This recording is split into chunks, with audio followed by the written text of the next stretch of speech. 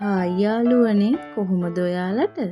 ඉතින් මම අද හිතුවා ලේසිම ලේසි ගෙදර තියෙන දේවල් වලින් හදාගන්න පුළුවන් රසමරස අතුරුපසක් හදන්න.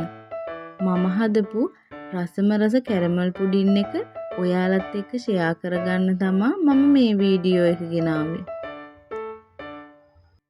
මුලින්ම මම කප් එකකට කිරිපිටි මේස හැඳි 3යි සීනි මේස හැඳි 4යි දාගන්නවා. හොඳට උතුරපු උණු වතුර කෝප්පයට දමා හොඳින් කැට දිය වෙනකම් මික්ස් කරගන්නවා.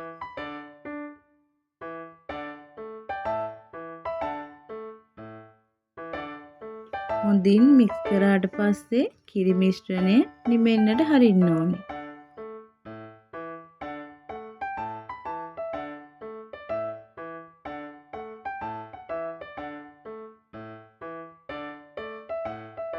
ඊට පස්සේ මම භාජනයක් ලිපේ තියාගෙන සීනි මේස හැඳි 4ක් දාගෙන සීනි ටික කැරමල් කරගන්නවා. සීනි ටික පාට වීගෙන එනකොට වතුර තේ හැඳි 2ක් පමණ එකතු කරගන්නවා.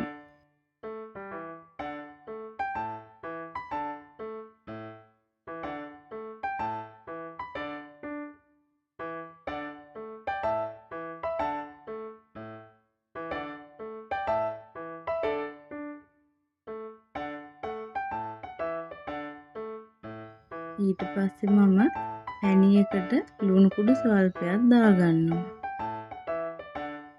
ලිපේ තියාගෙන විනාඩි 3කට පස්සේ ලිප ඕෆ් කරලා පැණියක නිවෙන්නට හරිනවා.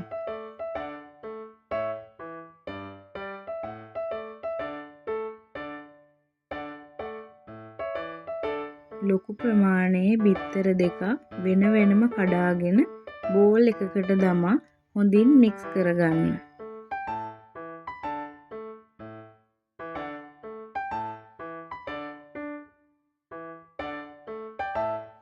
විනාඩි 4-5ක් පමණ හොඳින් මික්ස් කරාට පස්සේ බිත්තර මිශ්‍රණයේ පාට මේ විදිහට තමා තියෙන්නේ.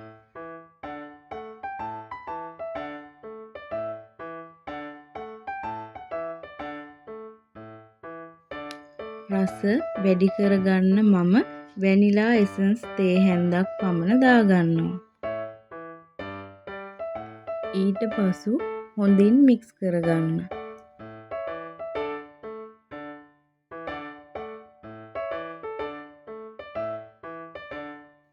මේ වෙලාවේ මම ස්ට්‍රීම් කරන භාජනයට පැණි එක දාගෙන සූදානම් කරගන්නවා.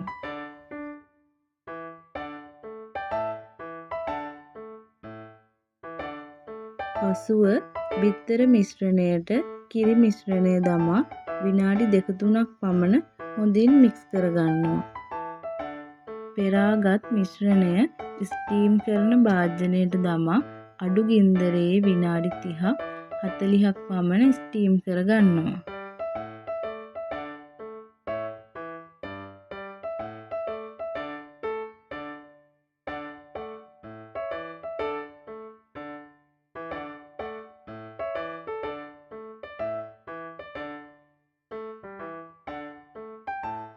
මේ වෙලාවේ මගේ කැරමල් පුඩිම ස්ටීම් වෙලා තිබුණ නිසා ලිප ඕෆ් කරලා කැරමල් පුඩිම නිමෙන්නට තබා ශීතකරණයේ යට කොටසේ පැය 2ක් පමණ තබා ගත්තා.